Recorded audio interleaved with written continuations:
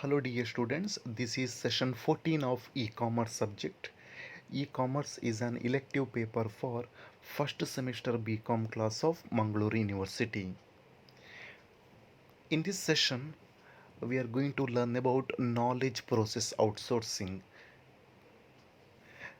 In the previous session, we have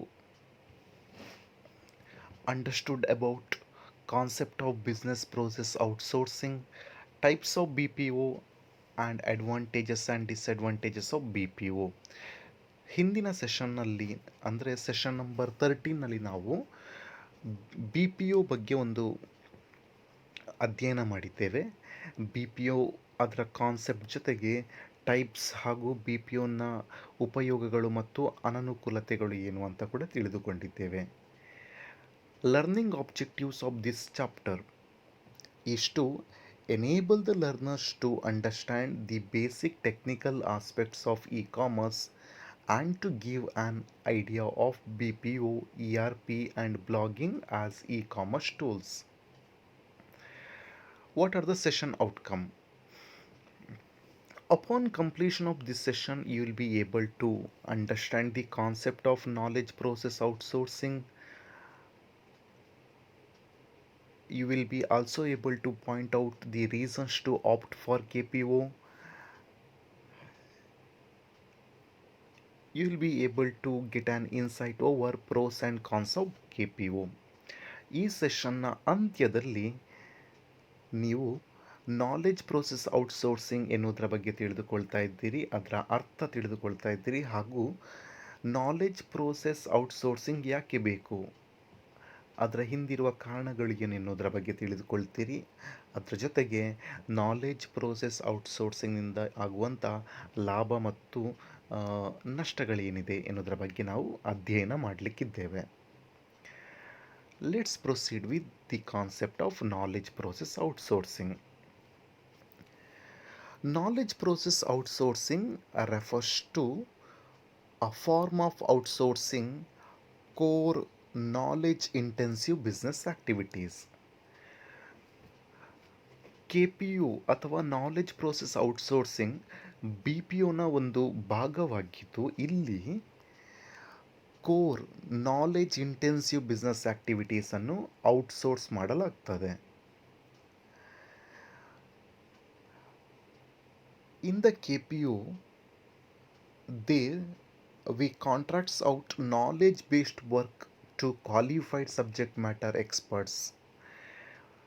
B P ಒಗೆ compare ಮಾಡಿದರೆ ಇಲ್ಲಿ ಕೋರ್ ಆ್ಯಕ್ಟಿವಿಟೀಸನ್ನು ನಾವು ಅಥವಾ ನಾಲೆಜ್ ಇಂಟೆನ್ಸಿವ್ ಆ್ಯಕ್ಟಿವಿಟೀಸನ್ನು ಔಟ್ಸೋರ್ಸ್ ಮಾಡ್ತೇವೆ, ಅಂದರೆ ಹೊರಗಿನವರಿಗೆ ನಾವು ವಹಿಸಿಕೊಡ್ತೇವೆ. ಕ್ವಾಲಿಫೈಡ್ ಸಬ್ಜೆಕ್ಟ್ ಮ್ಯಾಟರ್ಸ್ ಎಕ್ಸ್ಪರ್ಟ್ ನಮಗೆ ಅವಶ್ಯಕತೆ ಇದ್ದಾಗ ನಾಲೆಜ್ ಪ್ರೋಸೆಸ್ ಔಟ್ಸೋರ್ಸಿಂಗನ್ನು ನಾವು ಬಳಕೆ ಮಾಡ್ತೇವೆ. ಈ ರೀತಿಯಾಗಿ ನಾವು ನಾಲೆಜ್ ಓರಿಯೆಂಟೆಡ್ ಅಥವಾ ಇಂಟೆನ್ಸಿವ್ ನಾಲೆಜ್ ಓರಿಯೆಂಟೆಡ್ ಕೆಲಸಗಳು ಏನಾದರೂ ಆಗಬೇಕು ಅಂತಾದರೆ ಹೊರಗಿನವರಿಗೆ ನಾವು ಔಟ್ಸೋರ್ಸ್ ಮಾಡ್ತೇವೆ, ಕಾಂಟ್ರಾಕ್ಟ್ ಬೇಸಲ್ಲಿ ವರ್ಕ್ ಕೊಡ್ತೇವೆ. ಈ ಥರ ನೀವು ಕೊಡುವಂಥ work can be to employees in different companies. So ಇಲ್ಲಿಯ ಡಿಫ್ರೆಂಟ್ ಕಂಪನೀಸಲ್ಲಿರುವಂಥ ಎಂಪ್ಲಾಯೀಸ್ಗೆ ಕೊಡ್ಬೋದು. ಬೇರೆ ಬೇರೆ ಕಂಪನೀಸಲ್ಲಿ ವರ್ಕ್ ಮಾಡ್ತಾ ಇರುವಂಥ ಎಕ್ಸ್ಪರ್ಟ್ ಇಂಟೆಲೆಕ್ಚುವಲ್ಸ್ ಅಥವಾ ತುಂಬ ವಿಶೇಷ ಪರಿಣತಿ ಹೊಂದಿದ್ದವರಿಗೆ ನೀವು ಕೆಲಸವನ್ನು ವಹಿಸಿಕೊಡ್ಬೋದು.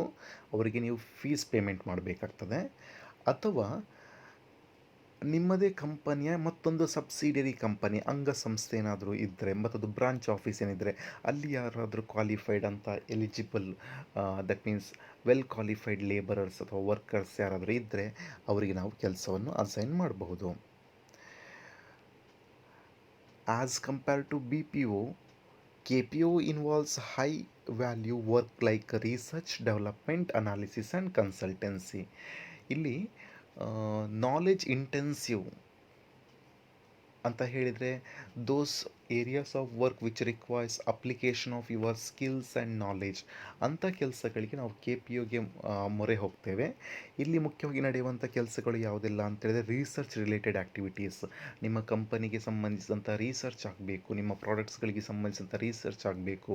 ಅದೆಲ್ಲ ರಿಸರ್ಚ್ ಆ್ಯಂಡ್ ಡೆವಲಪ್ಮೆಂಟ್ಸ್ ಎಲ್ಲ highly qualified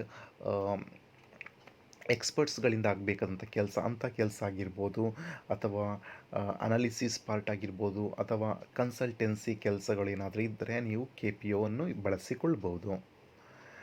Reasons for knowledge process outsourcing. Why you should opt for knowledge process outsourcing? The simple reasons are: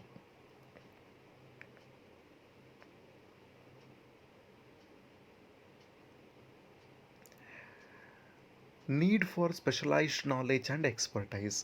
See, when the company is looking for specialized knowledge and expertise which they are lacking with, then they will go for KPO. ಯಾವಾಗ ಒಂದು ಕಂಪನಿಯಲ್ಲಿ knowledge oriented ಕೆಲಸ ಆಗಬೇಕಾಗಿರುವಂಥ ಸಂದರ್ಭದಲ್ಲಿ ಎಕ್ಸ್ಪರ್ಟ್ಗಳ ಕೊರತೆ ಇದ್ದಾಗ ನಾವು outsource ಮಾಡಲೇಬೇಕಾಗ್ತದೆ. Shortage of skilled professionals. So skillful professionals ಇರುವಂಥ ಪ್ರೊಫೆಷ್ನಲ್ಸ್ ಅಥವಾ ಎಂಪ್ಲಾಯೀಸ್ಗಳು ನಮ್ಮಲ್ಲಿ ಅಲಭ್ಯತೆ ಆಗಿದ್ದರೆ ಆವಾಗ ಕೂಡ ನಾವು ನಾಲೆಜ್ ಪ್ರೊಸೆಸ್ ಔಟ್ಸೋರ್ಸಿಂಗ್ಗೆ ಹೋಗಬೇಕಾಗ್ತದೆ to reduce the cost. Because see, as we have seen in the previous slide, knowledge process outsourcing is basically for research related task, or innovation related task, or consultancy, etc. See, ಇದೆಲ್ಲ ನಾವು ಓನಾಗಿ ನಮ್ಮ ಕಂಪನಿಯೇ ಮಾಡಬೇಕು ಅಂತ ಆದರೆ we have to incur lot of costs. ಹಾಗಾಗಿ outsource ಮಾಡೋದ್ರಿಂದ ನೀವು ಅಷ್ಟು ಕಾಸ್ಟನ್ನು ರಿಡ್ಯೂಸ್ ಮಾಡ್ಕೊಳ್ಬೋದು. You need not to have such infrastructure. You can simply outsource and you can get your work done. To improve the value chain, ನೋಡಿ, ನಿಮ್ಮ business value ಚೈನ್ಗೆ ನೀವು editions ಮಾಡ್ಕೊಳ್ಬೇಕು ಅಂದರೆ ವ್ಯಾಲ್ಯೂ ಚೈನ್ ಇಂಪ್ರೂವ್ಮೆಂಟ್ ಆಗಬೇಕು ಅಂತಾದರೆ you have to frequently get the qualified work ಅಥವಾ knowledge intensive work at the lesser cost, so that you can add value to your business. Coming towards pros and cons of knowledge process outsourcing. Number one, reduction in operational and production cost.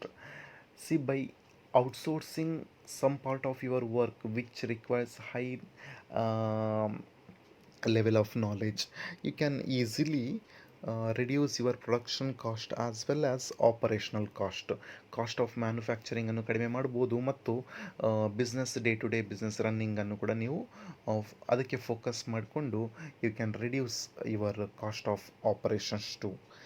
Next, supplement skilled employees in a particular field.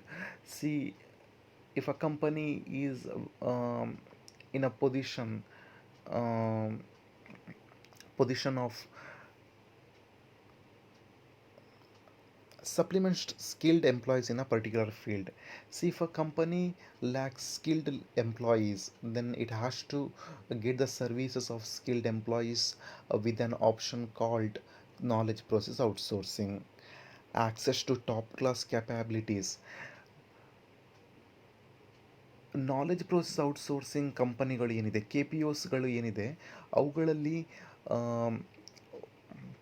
Specialised expert ಮತ್ತು talented professionals ಇರೋದ್ರಿಂದ ಅವರ ಸರ್ವೀಸನ್ನು ನೀವು fees ಕೊಟ್ಟು easily ಪಡೆದುಕೊಳ್ಬೋದು.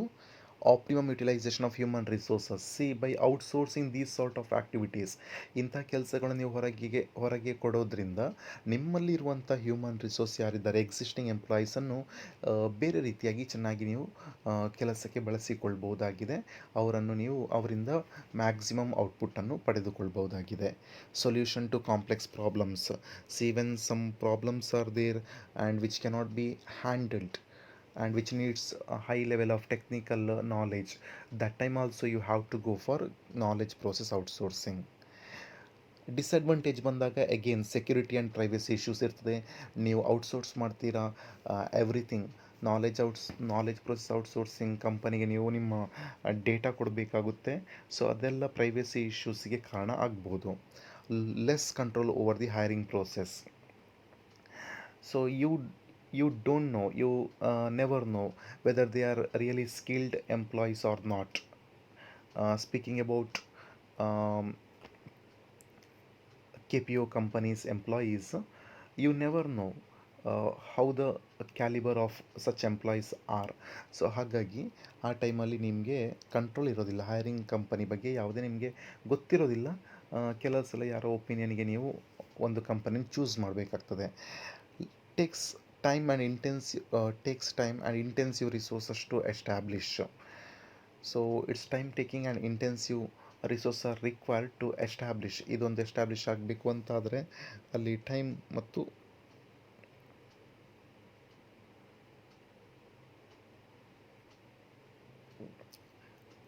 Resources required ಇದೆ. ಹಾಗಾಗಿ K P O ಕಂಪನಿಗಳು successful ಆಗಬೇಕು ಅಂತಾದರೆ ಸ್ವಲ್ಪ ಟೈಮ್ ಟೇಕಿಂಗ್ ಪ್ರೊಸೆಸ್ ಅಂತ ಹೇಳ್ಬೋದು.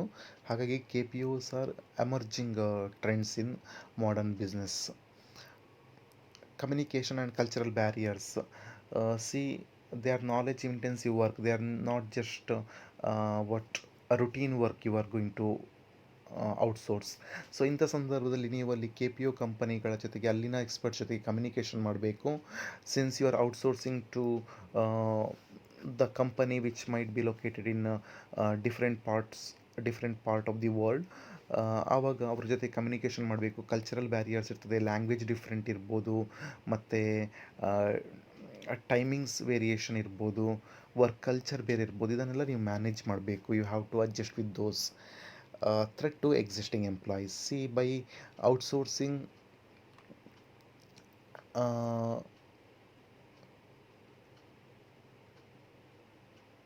it is difficult to retain talent in outsourced positions, and there will be a threat to existing employees too. Summary reads out like this: KPO contracts out knowledge intensive work to specialized experts. KPO is opted in the situation of shortage of skilled expert employees. KPO is utilized mainly for research development, analysis, and consultancy needs. Cost reduction, expert knowledge, best use of human capital are some of the merits in KPO. Security issues, costly implementation, communication barriers are some of the demerits in KPO.